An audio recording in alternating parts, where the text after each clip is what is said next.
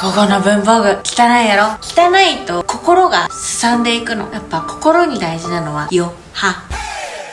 ちょっと無印でいい感じのボックス買ってきたから綺麗にしましょう。ペンとかさ、これ普通にさ入れてるけどさ、果たして本当に書けるのかとかね。書けるんかい、書けるんかい、捨てられないやないかい。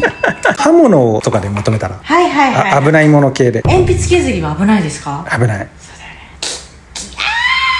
これね、もうこの接着剤あるなんだけどさ、一回使うと今度蓋がくっついて使えなくなる問題ね。聞いてきましょう。で、捨てようよ。もう使えないし、それ。使えちゃうかもよ。使えるやんけ。ね、これ捨てられない。めっちゃ可愛いな、顔を。視聴者プレゼントにしたら。ダメだよ。スマホの裏にでも貼っとこうかな。平成の JK か。すべて一つに収まりました。ジャストフィット。パッとハサミ欲しい時とかだるっと思っちゃいました。ストロークも楽しめるようになりましょう。ハサミでいけるようになりましょう。